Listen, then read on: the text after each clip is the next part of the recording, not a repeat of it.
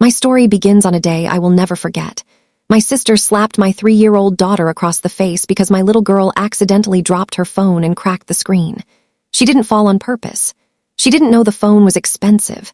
She was just a baby, barely learning how to hold things properly.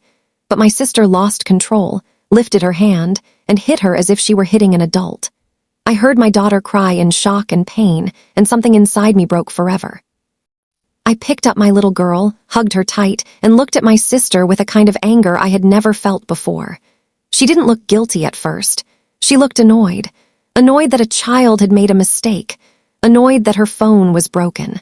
Annoyed that I dared to look at her like she had done something wrong, but she didn't know what was coming. For 5 years, I had supported her quietly. She never had stable work, never had money to manage her bills, never had a consistent plan for her life. I was always the one who helped. Rent, groceries, medicine, clothes, the small emergencies, everything came from me. And I never complained, never asked for anything back. I gave because she was my sister and I believed in family. I believed that one day she would stand on her own feet, but she never did. She depended on me for everything, and I allowed it because I loved her. But that day, watching her slap my innocent daughter, something snapped inside me. I didn't yell. I didn't throw things. I didn't even raise my voice. I simply took my daughter, wiped her tears, and walked out of the house. And from that moment, I cut off every single cent I had been giving her. I stopped paying her bills. I stopped helping with rent. I stopped answering her emotional needs. I cut her off financially in one cold, silent stroke. She had no idea that all the support she had been receiving for years came from me. She thought it was automatic, something she deserved, something that would never end. The first few days, she didn't notice anything. She was still angry about the broken phone and still trying to justify her reaction. But when the bills arrived, when the landlord called, when the grocery money didn't appear in her account like it normally did, she started to panic. She called me, pretending everything was normal. I didn't respond. She messaged me, asking if I knew why the payments hadn't gone through. I didn't say a word. Days later, she appeared at my house. She tried to act calm at first, as if nothing had happened, but I kept my silence. I didn't invite her inside. My daughter held onto my leg tightly, scared that her aunt might hurt her again. My sister's eyes softened when she noticed the fear on my child's face. And that was when she finally broke.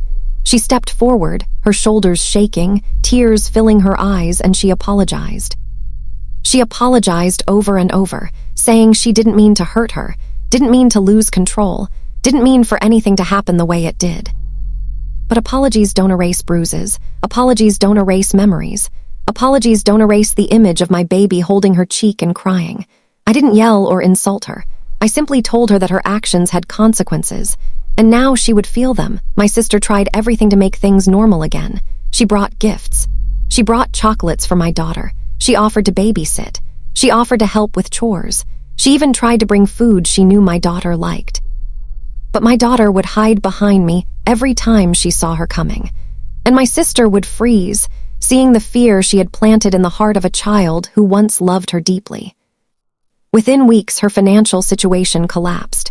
She had depended on my help for so long that she had no backup plan. She had no savings, no income, no safety net.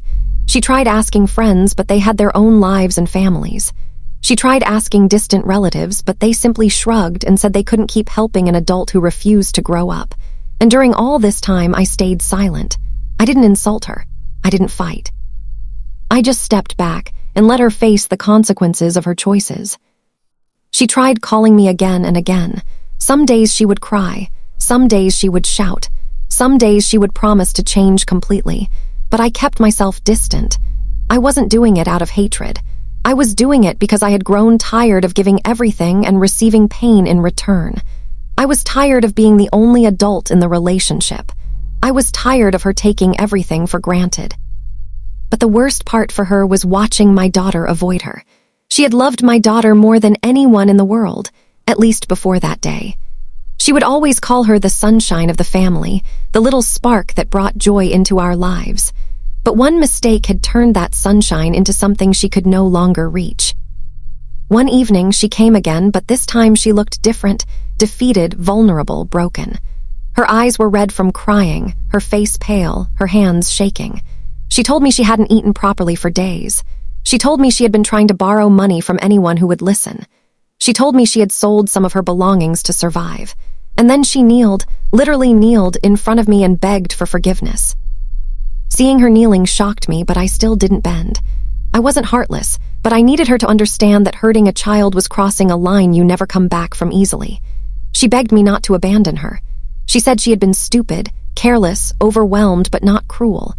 She said she didn't realize how hard my life had been, balancing motherhood, work, and supporting her at the same time. She said she had been selfish, and she finally saw it. But I told her one simple truth. It wasn't about the phone. It wasn't even about the slap. It was about respect. It was about responsibility. It was about the fact that she had taken my kindness and turned it into something cheap. And now she had to rebuild what she had destroyed. She promised she would change. She promised she would get a job. She promised she would take responsibility for her own life. And for the first time in years, her promises didn't sound empty. They sounded real. They sounded like the words of a woman who had finally woken up. In the months that followed, she actually changed. She found a job, nothing special, nothing glamorous, but honest work. She learned to budget, learned to save, learned to survive without depending on me. And slowly, she started to rebuild her relationship with my daughter, not through force, not through gifts, but through patience. At first, my daughter would hide. She would cling to me, but my sister stayed calm. She didn't get upset. She didn't push. She would sit at a distance and talk softly, telling stories or making little drawings to make her smile. She would bring her small, gentle toys that weren't expensive or flashy, just soft teddy bears and crayons. It took time, but children have a way of healing, and gradually my daughter started warming up to her again. Watching my sister grow was strange. For the first time in her life, she was standing on her own feet. She wasn't leaning on me for money. She wasn't running from responsibility. She was becoming an adult, slowly, painfully, but honestly. One evening, she came to my home and hugged me tightly. It wasn't a forgiveness hug. It wasn't a victory hug. It was a thank you hug. She told me she had finally realized something important. Sometimes losing everything is the only way to learn how to build something real. She told me that even though she hated the pain she went through, she was grateful for the lesson. As for me, I didn't want revenge in the traditional sense. I didn't want to hurt her physically or emotionally. My revenge was simple. I let her feel the weight of her actions. I let her face the reality she had ignored for years. And in doing so, she learned how to stand. Now, years later, my daughter doesn't remember the slap. She remembers the aunt who plays with her, who braids her hair, who brings her coloring books. She remembers love, not pain. And that is the greatest victory of all. And my sister, she still struggles sometimes, but she never asks for money. She never expects anything. She works, she saves, she takes care of her own life. She respects my boundaries. She respects my daughter's safety. She respects the woman I became when I decided to stop being everyone's support system and start protecting the only thing that truly mattered, my child. This story isn't about anger. It's about awakening. It's about learning that sometimes the strongest revenge is silence, distance, and letting someone face the mirror of their own choices. It's about watching someone fall and learn how to stand without leaning on you.